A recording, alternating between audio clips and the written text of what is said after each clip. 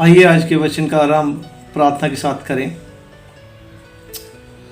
महान अनुग्रहकारी परमेश्वर प्रभु, हम आपका धन्यवाद करते प्रभु। आपने फिर प्रभु अपने चरणों में बुलाया तो आज हम आपसे आपका वचन सीख सके प्रभु। प्यारे बाप, सुमान्य के सिवा इस संसार में कोई परमेश्वर नहीं प्रभु। आप जिंदा परमेश्वर हो। हमारी बुद्धि को खोल दीजिए पिता। जब तक बुद्धि और ज्ञान आप ना दे प्रभु, आपके वचनों को समझ पाना हमारे लिए बहुत मुश्किल है पिता। हमें बरकत और आशीष दीजिए प्रभु, ताकि प्रभु हम आपके वचनों को बड़े ध्यान से समझ सकें। मांगते आपके अनुग्रहकारी नाम से, आमीन। आज के जो वचन है उसका आरंभ हम करेंगे यूहन्ना की पुस्तक, उसका पहला अध्याय, उसकी 12 पद से। लिखा है, परंतु जितनों ने उसे ग्रहण किया उसने उन्हें परमेश्वर की संतान होने का अधिकार दिया, अर्थात उन्हें जो उसके नाम पर विश्वास रखते हैं। प्यारा वचन में लिखा है कि जो उसके नाम पर विश्वास रखते हैं उसने उन्हें अपनी संतान होने का अधिकार दिया। हम लोग परमेश्वर की संतान हैं। देखो, मैं ज़्यादा आपका समय ना लेते हुए सीधा पॉइंट के ऊपर आऊँगा। जैसे हमें पता है कि जो परमेश्वर है उसने इंसान को बड़े प्यार से और अपनी स्वरूप और समानता के अनुसार बनाया, और जैसे ही जो मनुष्य है, इंसान है, परमेश्वर के विरुद्ध पाप कर बैठा, परमेश्वर की जो आज्ञा थी उसकी पालना ना कर सका और उसके जीवन में एक मृत्यु आई। क्योंकि उस समय में जो आदम था एक राजा करके बनाया गया था। उसके अधिकार वैसे थे जैसे एक राजा के होते हैं, और जैसे वो राजा है तो उसको जो भी क्रिएट किया गया था उसकी सारी प्रधानताएं उसको दी गई थी। सारा कुछ उसके अधीन ही किया गया था। लेकिन जब वो परमेश्वर से दूर हो गया, परमेश्वर से अलग हो गया, उसने पाप कर लिया, तो मौत इस संसार में आई। अगर मौत इस संसार में आई तो परमेश्वर ने इंसान को मरने के लिए नहीं बल्कि सदा सदा उसके साथ राज करने के लिए बनाया। क्योंकि परमेश्वर इंसान से प्यार करता है। वचन में जाएंगे, भजन संहिता उसका 8 अध्याय उसकी 5 पद को पढ़ेंगे।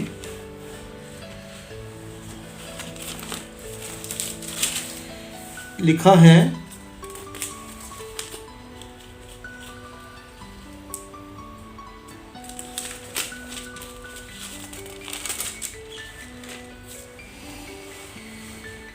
क्योंकि तूने उसको परमेश्वर से थोड़ा ही कम बनाया और महिमा और प्रताप का मुकुट उसके सिर पर रखा है। महिमा और प्रताप का मुकुट उसके सर पर रखा है। परमेश्वर ने इंसान को एक राजा कह के बनाया। उसके सिर के ऊपर महिमा और प्रताप का मुकुट रखा। जबकि जो इंसान है परमेश्वर से दूर हो गया, तो परमेश्वर के नज़दीक आने का परमेश्वर ने प्रावधान भी दिया। जैसे हम पुराने ज़माने में देखते हैं कि अगर क्योंकि परमेश्वर पवित्र है, कोई भी पापी इंसान उसके पास नहीं आ सकता। जब तक हम अपने पापों का शुद्धिकरण नहीं करते हैं, पापों को अंगीकार नहीं करते हैं, उसके ऊपर पछतावा नहीं करते हैं, तो पुराने ज़माने में एक प्रावधान किया गया परमेश्वर की तरफ से कि अगर आपको अपने पापों की माफ़ी चाहिए तो आप क्या करो, आपको कुर्बानी देनी पड़ेगी। लेकिन जो जानवरों की बलि, जानवरों का खून बहाया जाता था, उससे पाप माफ़ी नहीं होते थे, बल्कि पापों को ढांपा जाता था। लेकिन प्रभु यीशु खुद, जो इंसान से इतना प्यार करता है, खुद इस संसार में आए, उसने अपना खून बहाया, हम सभी के लिए उद्धार का रास्ता खोल दिया। और परमेश्वर ने वादा किया है कि वे एक दिन फिर आएंगे, क्योंकि उन्होंने मौत के ऊपर विजय पाई है। वो भी एक विजयी हैं। और हम सबसे विजय की कामना करते हैं कि हम भी क्या करें, उसके समान विजय पाएं। परमेश्वर ने इंसान को मरने के लिए नहीं बनाया, बल्कि परमेश्वर ने इंसान को सदा सदा का राज करने के लिए बनाया है। तो वचन में जाएंगे, प्रकाशित वाक्य उसका 3 अध्याय, उसके 11 पद को पढ़ेंगे। मैं शीघ्र ही आने वाला हूं, जो कुछ तेरे पास है उसे थामे रह, कि कोई तेरा मुकुट छीन ना ले। जो कुछ है, जो कुछ तेरे पास है, थामे रह। परमेश्वर ने हमारे साथ वादा किया है कि वह एक बार फिर दोबारा आने वाले हैं, और ये सच है, क्योंकि ये परमेश्वर का किया हुआ वादा है और उनका आगमन बहुत नज़दीक है। और वचन में लिखा है कि मैं शीघ्र ही आने वाला हूं, जो कुछ तेरे पास है उसे थामे रह। जो कुछ तेरे पास है वो थामे रह। मेरे पास क्या है? मेरे पास एक उच्च कोटि का विश्वास है।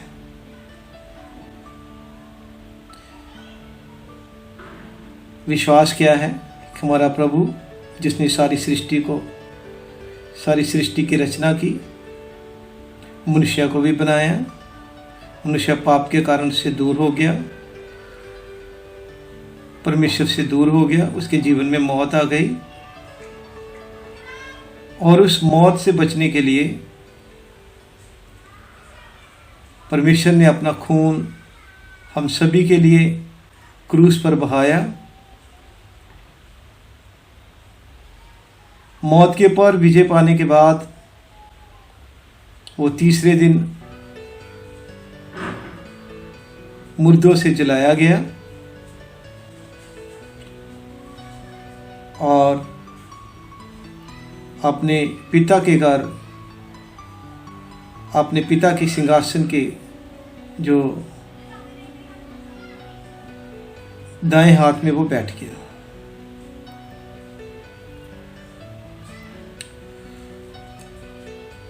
हमें इस बात का विश्वास रखना है, और ये विश्वास देखिए, अगर हम भी एक विजयी का जीवन व्यतीत करना चाहते हैं, हम भी चाहते हैं कि हम भी उस जो विजय का प्रावधान परमेश्वर ने हम सभी के लिए किया है, अगर हम भी हमारे जीवन में भी हम चाहते हैं कि वो विजय जीवन की संभावना प्रकट हो, तो हमें क्या करना है? वचन में जाएंगे, 1 यूहन्ना उसका 5। हमें क्या करना है अगर हमने विजयी जीवन पाना है? विजयी जीवन के लिए वचन में जाएंगे, 1 यूहन्ना उसका पढ़ेंगे हम लोग 5 अध्याय उसकी 4 आयत को पढ़ेंगे। क्योंकि जो कुछ परमेश्वर से उत्पन्न हुआ है वह संसार पर जय प्राप्त करता है, और वह जय जिससे संसार पर जय प्राप्त होती है हमारा विश्वास है। दोबारा पढ़ूंगा मैं। क्योंकि जो परमेश्वर से उत्पन्न हुआ है वो जय प्राप्त करता है। भाई लिखा है क्योंकि जो परमेश्वर से उत्पन्न हुआ है। परमेश्वर से कौन उत्पन्न हुआ है? जिसने अपने पापों का पश्चाताप किया है, बपतिस्मा लिया है, अपने पुराने मनुष्यत्व को मार दिया है। जब वो बपतिस्मा ले रहा था तो पानी से जब बाहर आया, निकाला गया उसको, तो उसके सारे पाप, उसने अपने सारे पाप कहाँ पर दफन कर दिए और परमेश्वर से पानी में दफन कर दिया, और परमेश्वर से वादा किया कि आज के बाद मैं पाप के रास्ते पर नहीं चलूँगा। और उसका जो विश्वास है वो बहुत दृढ़ है। अगर उसका विश्वास दृढ़ है तो वो कौन सा इंसान है? परमेश्वर से जन्म लिया हुआ इंसान। कौन सा इंसान? वो परमेश्वर से उत्पन्न हुआ है, क्योंकि उसने अपने पापों से पछतावा किया, बपतिस्मा लिया, परमेश्वर की आज्ञाओं पर भी चला, अब नित्य प्रार्थना करता है, पवित्र आत्मा का अभिषेक उसको मिल चुका है, और जो भी आज्ञाएं उसको दी गई हैं वो उसको मानता है। ठीक है, वचन पर जाएंगे। एक वचन और पढ़ते हैं। व्यवस्था सार उसका 28 अध्याय पढ़ेंगे। व्यवस्था सार 28 उसका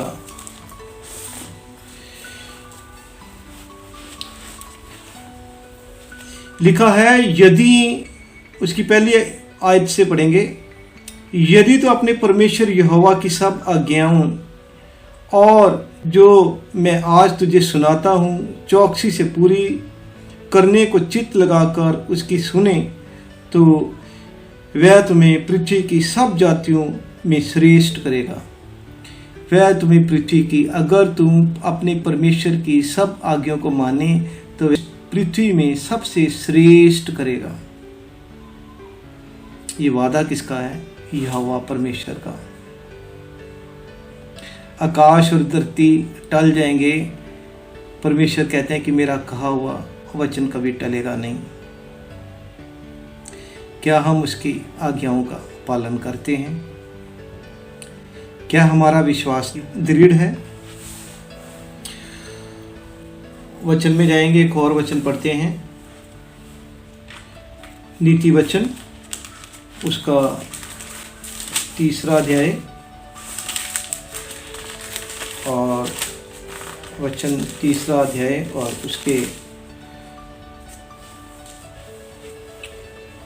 उसका पढ़ेंगे हम लोग 5 और 6 आयत को पढ़ेंगे। लिखा है,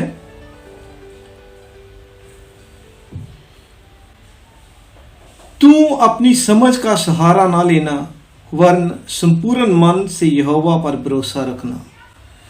अपनी समझ का सहारा नहीं लेना। ऐसे सोच के मत बैठ जाना कि मैं चर्च में जाता हूँ, विधियों को मानता हूँ, आज्ञाओं का पालन करता हूँ, ठीक है, अब मेरे को पवित्र आत्मा भी मिल गया है, अब मैं जो मर्जी काम कर सकता हूँ, अब मेरे को विजयी बनने में कोई रोक नहीं सकता। वचन में क्या लिखा है? तू अपनी समझ का सहारा ना लेना, अपनी समझ का सहारा ना लेना। और क्या लिखा है? वरन संपूर्ण मन से यहोवा पर भरोसा रखना, उसको स्मरण करके ही सब काम करना, तब वह तेरे लिए सीधा मार्ग निकालेगा। तब वह तेरे लिए सीधा मार्ग निकालेगा। परमेश्वर के ऊपर विश्वास, परमेश्वर के साथ वफादारी और हर काम का आरंभ परमेश्वर की प्रार्थना के साथ,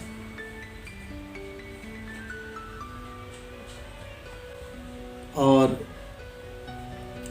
फिर क्या करेंगे, आप क्या कर सकते हैं, एक विजयी इंसान बन सकते हैं। एक बात और मैं कहना चाहूँगा, मेरे जीवन में किसी भी किस्म की किसी भी कारण मेरे को परखा जाए,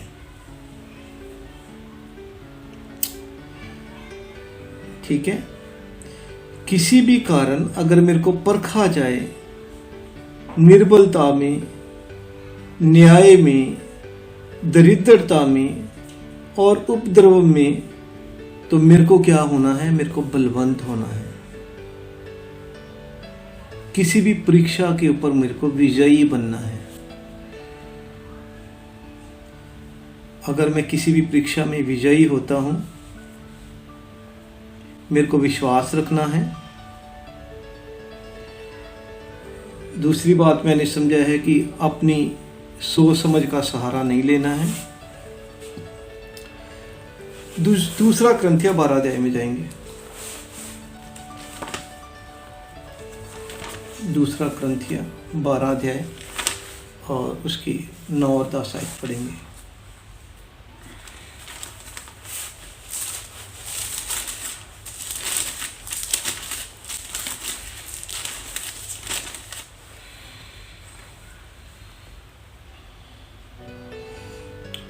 लिखा है, पर उसने मुझसे कहा, मेरा अनुग्रह तेरे लिए बहुत है, क्योंकि मेरी सामर्थ निर्बलता में सिद्ध होती है। लिखा है, मेरा अनुग्रह तेरे लिए बहुत है, क्योंकि मेरी सामर्थ निर्बलता में सिद्ध होती है। इसलिए मैं बड़े आनंद से अपनी निर्बलता पर घमंड करूंगा कि मसीह की सामर्थ मुझ पर छाया करती रहे। अगर मैं किसी बात में कमज़ोर भी हो जाऊं, कमज़ोर शारीरिक तौर में नहीं, सोच में भी कमज़ोर हो सकता है इंसान। अगर मैं कमज़ोर भी हो जाऊं तो मेरे को सामर्थ कौन देगा? मेरा परमेश्वर देगा, जिसने मेरे को क्या बनाया है? मेरे को विजयी बनाया है। मेरा अनुग्रह तेरे लिए बहुत है, क्योंकि मेरी सामर्थ निर्बलता में सिद्ध होती है। इसलिए मैं बड़े आनंद से अपनी निर्बलता पर घमंड करूंगा कि मसीह की सामर्थ मुझ पर छाया करती रहे। अगर निर्बल हूं तो मसीह की सामर्थ मेरे पर छाया करती रहेगी।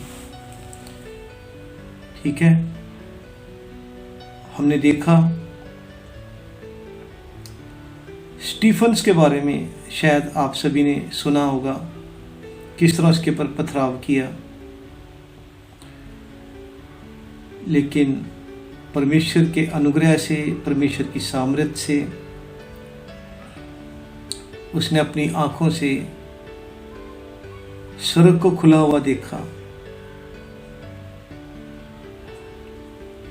परमेश्वर के पुत्र को अपने पिता के दाईं ओर बैठे देखा। क्या उसकी निर्बलता, जब उसको परिताड़ित किया जा रहा था, क्या उसकी निर्बलता उसके रास्ते में आई? नहीं। उसको विश्वास था कि अगर मैं आज अपने प्रभु के लिए अपना ये जीवन त्याग दूंगा, क्योंकि मौत तो शारीरिक है, जो विजय पाए हुए लोग हैं उनकी मौत तो शारीरिक ही है, आत्मिक मौत नहीं है। प्यारे भाइयों, मौत के बारे में हम एक और सेशन रखेंगे पूरा मौत का रहस्य समझने के लिए।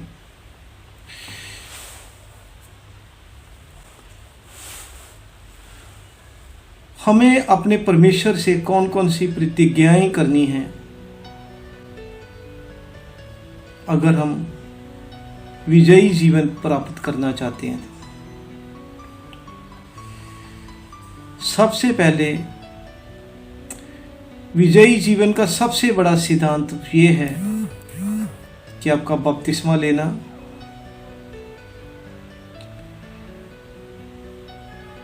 चर्च में जाना, परमेश्वर की आज्ञाओं का पालन करना आपको विजयी जीवन प्रदान नहीं कर सकता। विश्वास भी है, अकेले विश्वास से नहीं चलेगा। हमें परमेश्वर के पवित्र आत्मा को ग्रहण करना है। यूहन्ना 7:37 जाएंगे। यूहन्ना 7:37।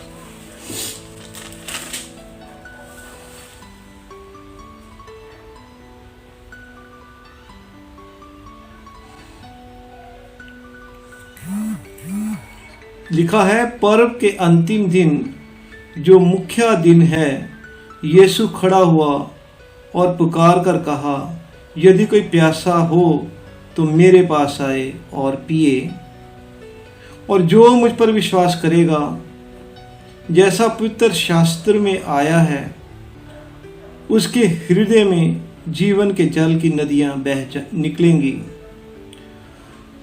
उसने ये वचन पवित्र आत्मा के विषय में कहा, जिसे उस पर विश्वास करने वाले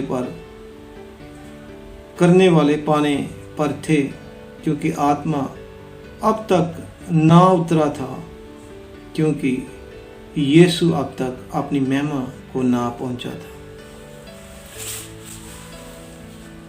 यहाँ पर प्रभु यीशु ने खुद पवित्र आत्मा के बारे में बात किया है। सबसे बड़ा सिद्धांत, अगर हम भी अपने जीवन में विजयी बनना चाहते हैं तो हमें सबसे पहले किसको ग्रहण करना है? पवित्र आत्मा को ग्रहण करना है, क्योंकि हमारा प्रभु पवित्र है। जब हमारा परमेश्वर हमारे साथ होगा तो पाप के बारे में हम सोच भी नहीं सकेंगे। हमारे जीवन में पाप हमें कभी भी हरा नहीं सकता।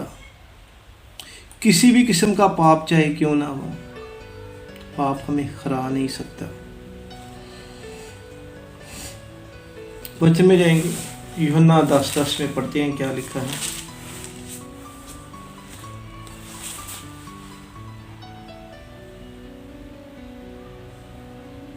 लिखा है, चोर किसी और काम के लिए नहीं, परंतु केवल चोरी करने और घात करने और नष्ट करने को आता है। मैं इसलिए आया कि वे जीवन पाए और बहुतायत से पाए। प्रभु यीशु इस संसार में इसलिए आए कि हम क्या करें? जीवन पाएं। वो रास्ता, वो जो हमारा संबंध उस पाप के कारण जो आदम ने किया था, ठीक है, और वो पाप जो था पीढ़ी दर पीढ़ी, ठीक है, मानव जाति का पीछा करता रहा। प्रभु यीशु ने आके क्या किया है? हमें बचाने के लिए अपना खून बहाया। और वचन में क्या लिखा है कि हमें प्रभु ने कौन सा प्रावधान दिया है? सदा सदा के जीवन का प्रावधान दिया है।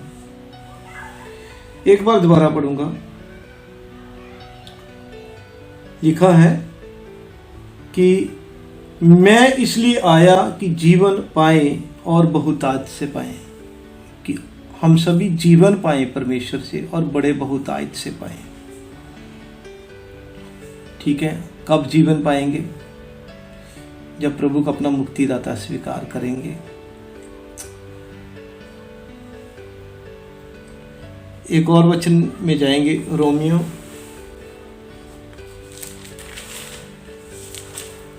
6:14।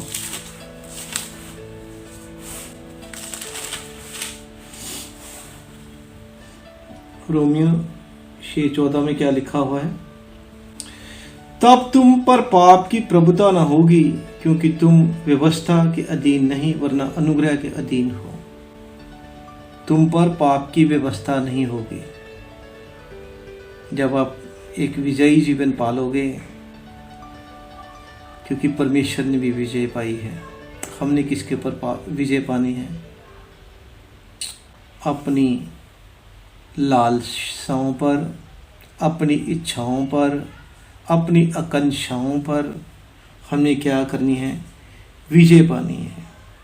प्रत्येक विश्वासी को क्या करनी है? विजय पानी है पाप के ऊपर। किसी भी किस्म का पाप उसके जीवन में हिस्सा नहीं बनना चाहिए, तभी उसका जीवन क्या हो सकता है? विजयी हो सकता है। एक अभी वचन पढ़ा था, एक बार दोबारा पढ़ लेते हैं। दूसरा क्रंथिया उसका 2 अध्याय और उसकी 14 आयत पढ़ेंगे।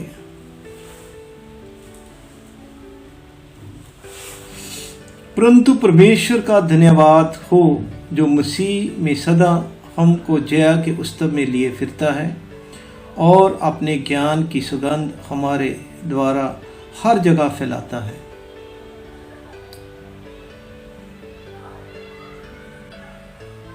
प्रभु का लाख लाख धन्यवाद, जिसने हमें रास्ता तो दिखाया कि हम विजयी बने। किसके पर विजयी बने? अपनी तमाम लालसाओं पर। परमेश्वर से प्रतिज्ञा करें कि प्रभु हम आपके पर विश्वास करते हैं। हर किस्म की दरिद्रता पर, हर किस्म के कलेश में, हर किस्म के शैतान के आक्रमण से हम डरेंगे नहीं, बल्कि इसके पर विजय डालेंगे। किसी भी किस्म का पाप हमारे जीवन का हिस्सा नहीं बन सकता। हम विजयी हैं, जीते हुए। जिस दौड़ का हिस्सा आपने बनाया था, उसमें हमने विजय प्राप्त की है।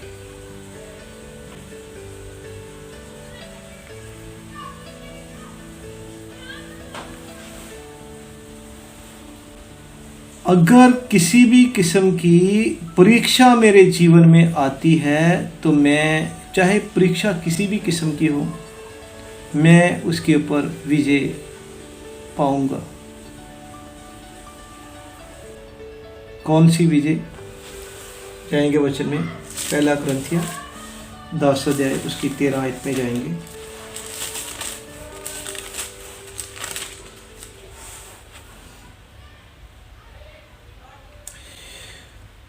तुम किसी ऐसी परीक्षा में नहीं पड़े जो मनुष्य के सहने से बाहर है। परमेश्वर सच्चा है, वह तुम्हें सामर्थ्य से बाहर परीक्षा में ना पड़ने देगा, वरन परीक्षा के साथ निकास भी करेगा कि तुम सह सको। परीक्षा के साथ निकास भी करेगा।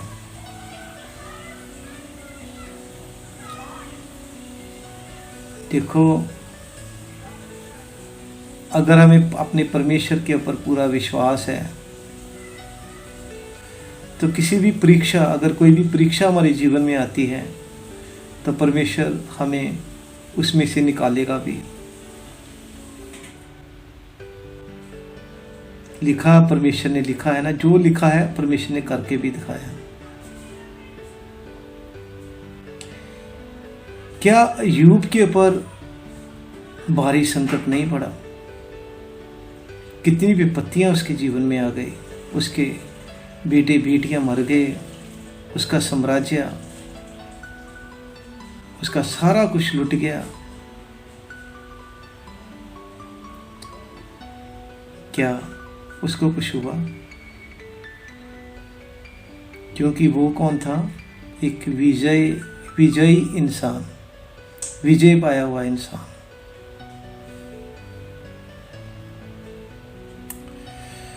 वचन में क्या लिखा है? तुम किसी ऐसी परीक्षा में नहीं पड़े जो मनुष्य के सहने से बाहर हो।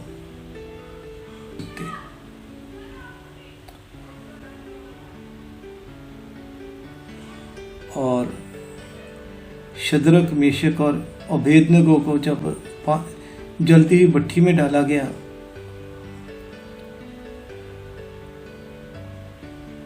उनका विश्वास डोल सकता था कि नहीं? नहीं डोल सकता था, नहीं डोल सकता था, क्योंकि उन्होंने सच्चे परमेश्वर को जाना था। अगर आप भी सच्चे परमेश्वर को जानते हैं, अगर आप भी विजयी बनना चाहते हैं, आपको अपने परमेश्वर के ऊपर विश्वास करना होगा। ऐसा विश्वास जिसको कोई तोड़ नहीं सकता।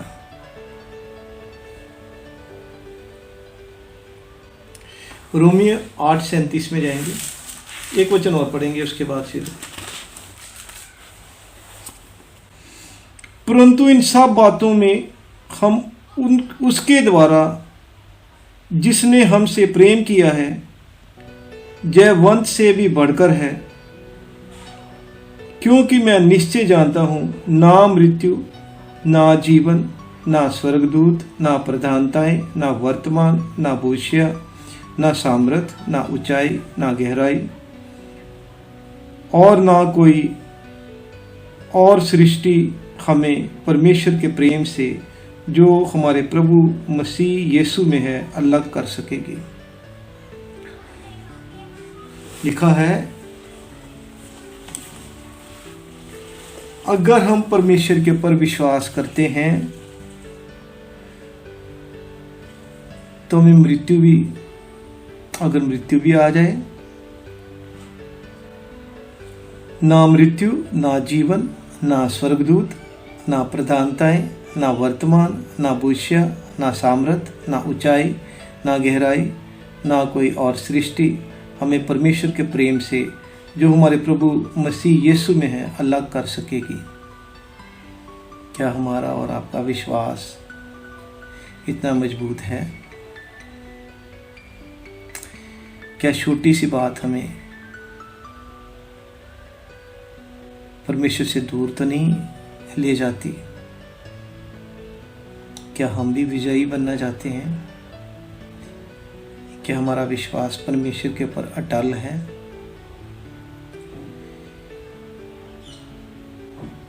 हमें उसकी डेप्थ को देखना है कि हमारा प्यार परमेश्वर से कितना गहरा है।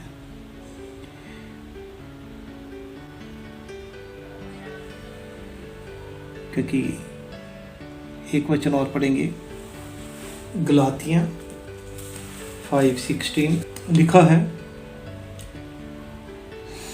पर मैं कहता हूं आत्मा के अनुसार चलो, तो तुम शरीर की लालसा किसी रीति से पूरी ना करोगे, क्योंकि शरीर आत्मा के विरोध में और आत्मा शरीर के विरोध में लालसा करता है, और ये एक दूसरे के विरोधी हैं।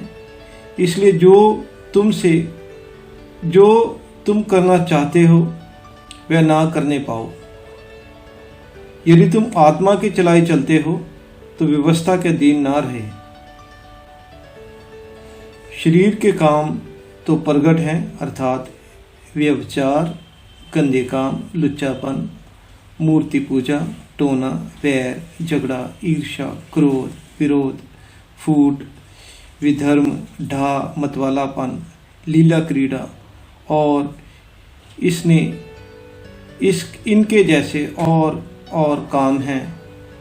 इनके विषय में मैं तुमसे पहले से कह देता हूँ, जैसा पहले कह भी चुका हूँ, कि ऐसे काम करने वाले परमेश्वर के राज्य के वारिस न होंगे। परमेश्वर ने लिख के दे दिए हैं किन कामों के ऊपर आपको विजयी पाना है। पहला काम क्या है? व्यभिचार, गंदे काम, लुच्चापन, मूर्ति पूजा, पूजा टोना, वैर, झगड़ा, ईर्ष्या, क्रोध, विरोध, फूट, विधर्म, धा, मतवालापन, लीला क्रीड़ा और ऐसे बहुत से काम जिसके ऊपर आपको विजयी पाना है।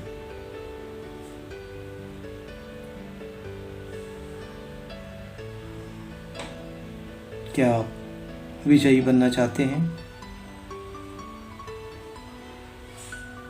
अगर आपको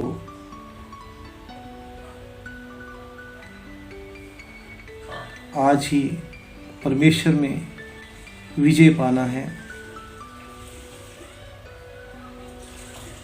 तो आपको अपने सारे